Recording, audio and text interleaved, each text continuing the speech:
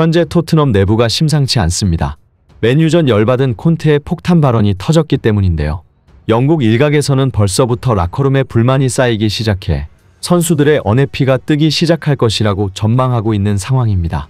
대체 어떤 일이 일어난 것이고 향후 손흥민 선수는 어떤 상황에 놓이게 될 것인지 자세한 소식 전해드리겠습니다. 콘테 감독이 곤혹스러워하고 있습니다. 페리시치 선발은 불행한 일이라는 말이 나올 정도로 콘테의 전술을 바라보는 현지의 시선이 완전 달라졌기 때문입니다. 맨유전이 전환점이었습니다.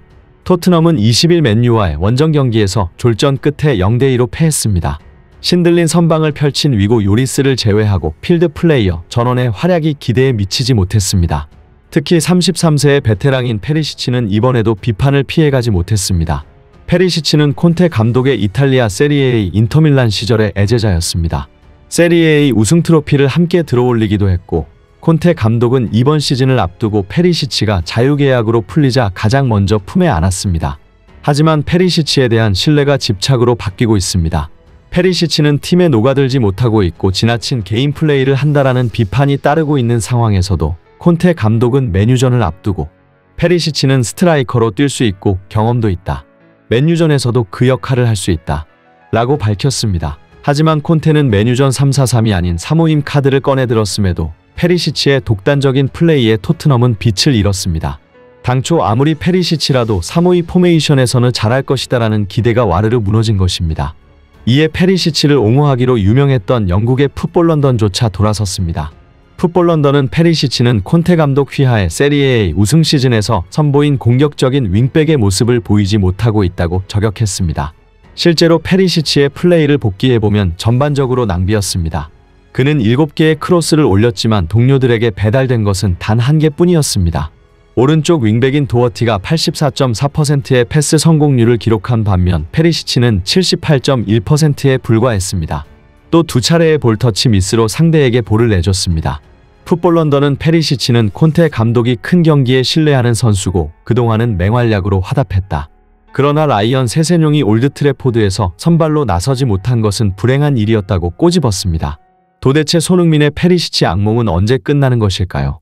왜 콘테는 페리시치가 나온 경기에서 손흥민이 한 개의 공격 포인트도 기록하지 못하고 있는데 계속 페리시치를 고집하는 것일까요? 맨유전 손흥민의 패스맵은 역대급 충격이었습니다. 경기 후 축구 통계 SNS인 마크스타트에 토트넘과 맨유의 패스맵이 올라왔습니다. 토트넘의 패스맵은 예상보다 심각했습니다. 토트넘의 승리 공식이라고 할 수 있는 손흥민과 해리 케인을 향한 제대로 된 패스맵이 없었습니다. 손흥민과 케인 사이에도 패스길이 없었습니다. 마치 손흥민과 케인은 무인도처럼 전방에서 따로 놀고 있었습니다. 토트넘이 손흥민과 케인을 향해 패스가 제대로 공급되지 않는 상황에서 이길 수 있는 가능성은 매우 낮습니다. 콘테 감독이 구상했던 전술이 이번 경기에서 얼마나 심각하게 문제를 드러냈는지를 단편적으로 보여줬습니다. 이는 통계로도 드러납니다.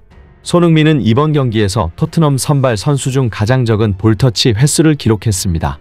맨유의 일방적인 공세에 별로 할 일이 없었던 골키퍼 데헤아와 같았습니다. 공격 전환 때 손흥민에게 패스를 전달해야 할 케인도 40회가 전부였습니다.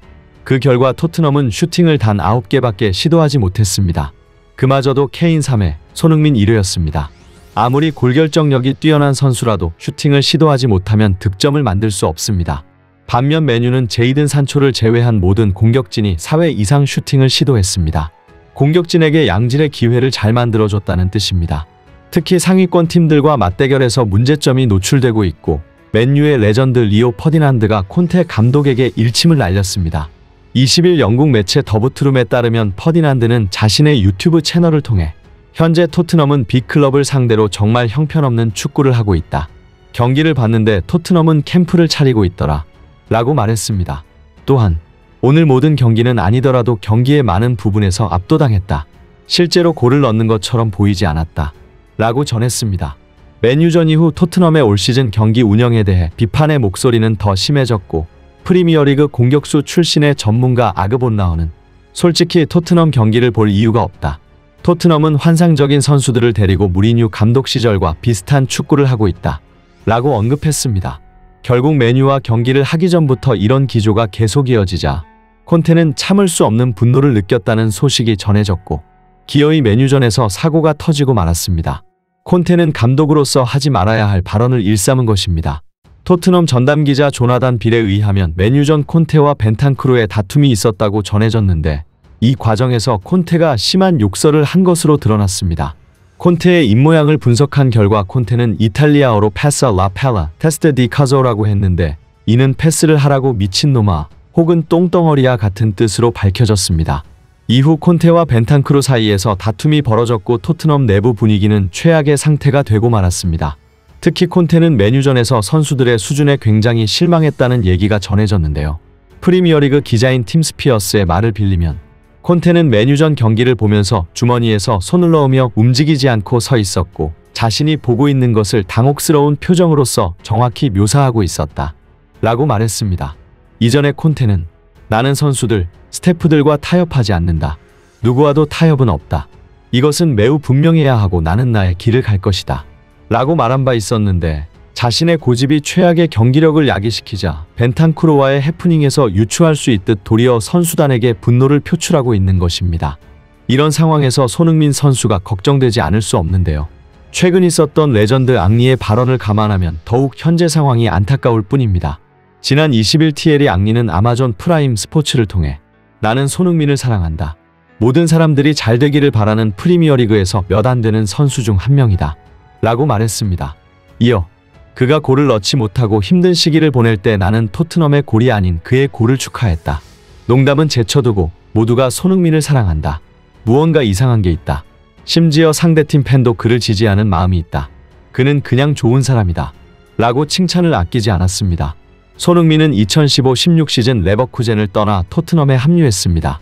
토트넘 유니폼을 입고 총 340경기에 출전해 136골과 76도움을 기록하고 있고 특히 손흥민은 매년 발전하는 경기력과 함께 뛰어난 인성까지 갖춰 토트넘의 명실상부한 리빙 레전드로 평가받습니다. 영국 매체 풋볼 런던은 토트넘 역사상 손흥민처럼 실력과 호감도가 다 높은 선수는 없었다. 토트넘 구단 역사상 최고의 계약 중 하나로 인정받는 이유다. 라고 말하기도 했습니다. 이런 손흥민이 통통 튀는 토트넘 내부 분위기 속에서 부디 난관을 잘 헤쳐나갔으면 좋겠습니다. 끝까지 시청해주셔서 감사합니다. 바쁘시더라도 구독과 좋아요 한 번씩만 부탁드리며 다음에 다른 영상으로 뵙겠습니다.